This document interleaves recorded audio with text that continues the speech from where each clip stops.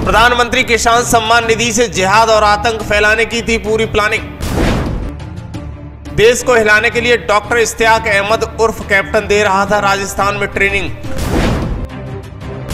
11 आरोपियों की पूछताछ में दिल्ली पुलिस का कोर्ट के सामने बड़ा खुलासा, हिल गया देश।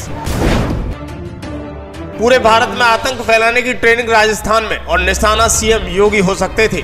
देश को हिलाने के लिए बड़े बड़े हथियारों से ट्रेनिंग पुलिस ने कभी भी सोचा नहीं होगा। इसमें इश्तियाक अहमद उर्फ कैप्टन, मोहम्मद रिजवान, मोतीउर रहमान, ये वो नाम हैं जो देश में आतंक फैलाने के लिए राजस्थान की सरजमी पर आतंकी मॉड्यूल तैयार कर रहे थे। दरअसल दिल्ली पुलिस की पूछताछ में पता चला है इश्तियाक अहमद पेशे से रेडियोलॉजिस्ट है जो रांची से ग्रामीण इलाके में वरियातू में एक प्राइवेट क्लिनिक चलाता था। अक्सर करके जो मरीज उसके पास जाता ये अच्छे ढंग से उसका माइंड वॉश करता था। इस काम में उसका साथ दे रहे थे शहबाज अंसारी और उसके 11 आरोपी, जिनमें से 5 को राजस्थान के भिवाड़ी से गिरफ्तार किया गया है। वहां पे हथियार चलाने की ट्रेनिंग ले रहे थे। दरअसल दिल्ली पुलिस ने पटियाला हाउस कोर्ट को बताया है कि झारखंड में अलकायदा प्रेरित आतंकी मॉड्यूल ने प्रधानमंत्री किसान सम्मान निधि की योजना के माध्यम से जिहाद के लिए धन इकट्ठा करने की योजना बनाई थी। अगस्त में 11 लोगों को पुलिस ने गिरफ्तार किया। इसके बाद दिल्ली पुलिस ने यह दावा किया कि जांच में पता चला है कि इनमें से 2 आरोपी इस योजना के लाभार्थी थे। इन्होंने आतंकवादी गतिविधियों के लिए हथियार खरीदने के लिए पैसा इकट्ठा किया था। रिपोर्ट के मुताबिक 22 अगस्त 2024 को हुई इस गिरफ्तारी के लिए पुलिस को केंद्रीय एजेंसियों से जानकारी मिली थी कि झारखंड आधारित एक आतंकी समूह और दिल्ली में उनके समर्थक आतंक फैलाने की साजिश रच रहे हैं। गिरफ्तार लोगों में अनीमुल अंसार, शहबाज अंसारी, अल्ताफ अंसारी, हसन अंसारी, अरशद खान और उमर फारूक शामिल हैं, जिन्होंने राजस्थान के भिवाड़ी में हथियार प्रशिक्षण लेते हुए पकड़ा गया है। पुलिस ने मौके पर एक असल्ट राइफल, पिस्तौल, रिवॉल्वर, 66 जीवित कारतूस, एक हैंड ग्रेनेड, बैटरी के साथ रिमोट कंट्रोल डिवाइस, एक कार्बाइन और एक नकली इंसास राइफल बरामद की है। इसके साथ साथ LO पाइप भी बरामद हुआ है जिसको SPG इस्तेमाल करती है। सोचिए देश में आतंक फैलाने के लिए क्या क्या कर सकते हैं, कितनी गंदी साजिश है, कहाँ किस किस तरीके से ट्रेनिंग दी जा रही है।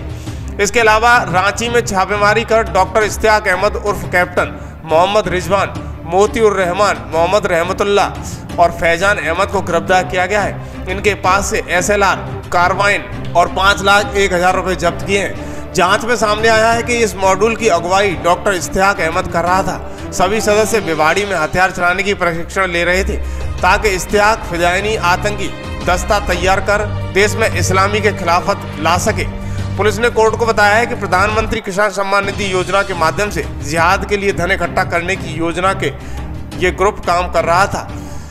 ऐसे में वो ऐसे युवाओं को आतंकी समूह में जोड़ता जिन्हें सरकार की तरफ से पैसे मिले हैं। इस मामले में पटियाला हाउस कोर्ट ने 12 नवंबर को पुलिस की 8 आरोपियों को 6 दिन की हिरासत में दी थी, जिसमें से कहा गया था कि उन्हें 18 को पेश किया जाएगा।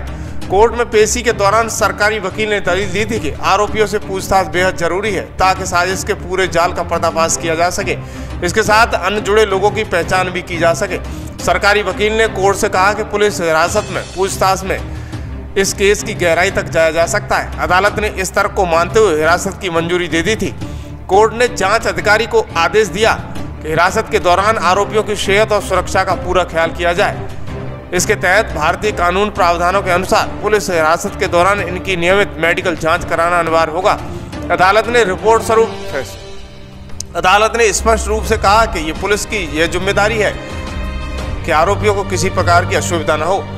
वहीं पुलिस सूत्रों के मुताबिक ये गिरोह खास नेटवर्क के जरिए अपनी गतिविधियों को अंजाम दे रहा था और इसके पीछे बड़े स्तर पर योजना बनाई गई थी। जांच के दौरान ये भी पता चला है कि इनका कनेक्शन बाहरी समूह से भी हो सकता है। पुलिस अब इनके फोन रिकॉर्ड और संपर्क को गहनता से जांच कर रही है ताकि पूरे मामले को समझा जा सके। दरअसल हम आपको बताते चलें कि प्रधानमंत्री किसान सम्मान निधि योजना के तहत किसानों को हर साल 6,000 रुपये दिए जाते हैं जो 3 किस्तों से सीधे उनके खाते में आते हैं। ये योजना किसानों को खाद बीज खरीदने में मदद के लिए सरकार ने शुरू की थी, लेकिन आतंकवादी इस योजना का लाभ अपने घिनौने मकसद को पूरा करने के लिए लगा रहे थे। इसके बाद दिल्ली पुलिस ने ये कोर्ट के सामने बड़ा खुलासा किया है। लेकिन अब सवाल ये पैदा होता है कि देश के अंदर आतंक फैलाने के लिए किस हद तक लोग जा सकते हैं।